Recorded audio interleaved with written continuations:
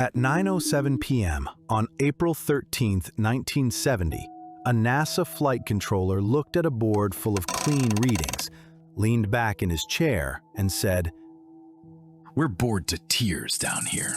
53 seconds later, the explosion happened. The recording exists. You can listen to it. Count the seconds yourself.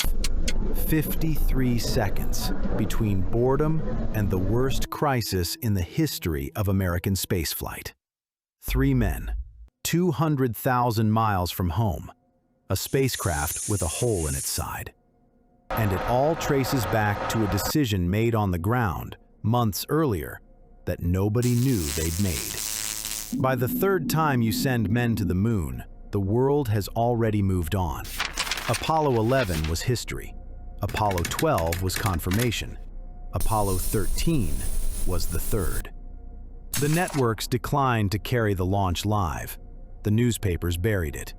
NASA's own planners had begun using the word routine in internal communications. The machine was working. There was no reason to expect otherwise. Commander Jim Lovell had already been to the moon. Apollo 8, Christmas 1968, the first humans to orbit it. He was calm the way experienced men are calm, not the absence of awareness, but the presence of it. Beside him, Fred Hayes on his first spaceflight, and Jack Swigert, swapped in 3 days before launch after the original pilot was exposed to measles. Almost no one noticed the substitution. They launched on April 11th. Destination, the Fra Mauro Highlands. For 2 days, nothing happened. The mission logs from the first 50 hours are a document of extraordinary normalcy. Readings nominal, systems nominal. Coffee went cold on consoles. No one was alarmed, because there was nothing to be alarmed about. The thing that killed the mission wasn't in space.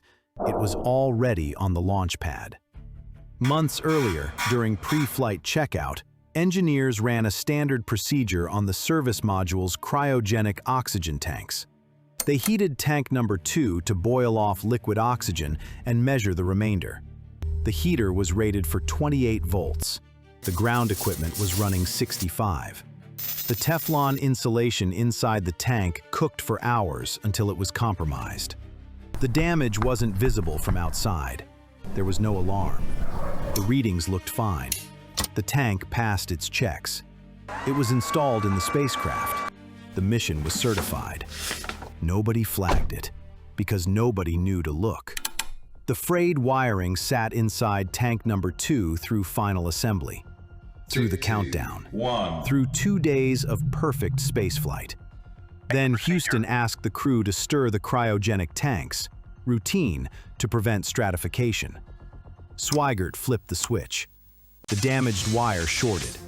In a pure oxygen environment, at cryogenic pressure, a spark is not a spark. It is an ignition source inside a pressurized vessel. Tank number 2 ruptured. The blast blew an entire panel off the service module. Tank number 1 began venting into space. The bang travels through the spacecraft's frame. Lovell feels it before he hears it.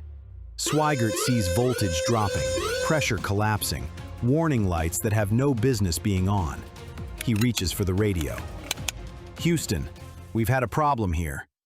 In mission control, the board goes wrong all at once. Fuel cell 1, dead. Fuel cell 3, dead. Oxygen pressure in both tanks, falling. The spacecraft is losing power and atmosphere simultaneously, 200,000 miles from the nearest help. Outside the window, gas vents into space. Visible, continuous, wrong. The command module has hours of power left, maybe less. Flight Director Gene Kranz makes the call. Move the crew into the lunar module. Aquarius, a vehicle built to land 2 men on the moon and bring them back to orbit. Not built for 3. Not built for 4 days. Not built to go home.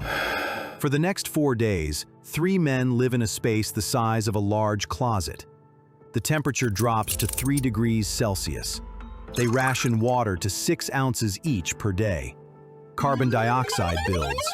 The LM's scrubbers aren't designed for 3 people. Engineers in Houston build a workaround from cardboard, plastic bags, and duct tape. They read the instructions over the radio. It works. Lovell navigates by Earth's horizon, manually, the way sailors did before instruments existed.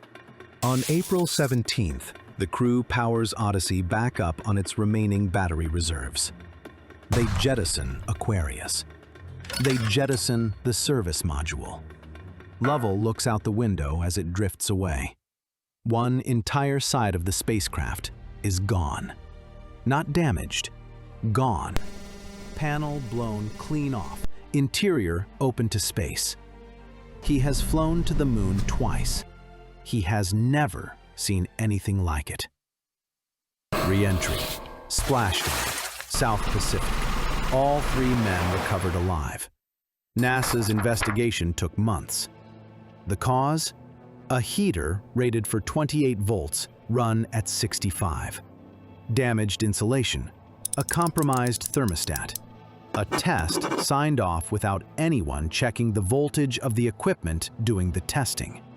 A series of decisions, each reasonable in isolation, that combined into something that could not survive a routine tank stir at 200,000 miles.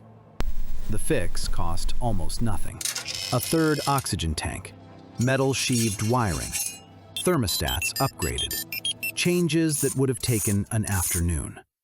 After the investigation, the phrase routine spaceflight quietly stopped appearing in NASA's internal communications. Nobody issued a directive. It just stopped. Play the recording again. 9:07 p.m. Joe Kerwin leaning back. We're bored to tears down here. Count to 53. They called it a successful failure. The only kind where everyone gets to go home, and nothing is ever routine again.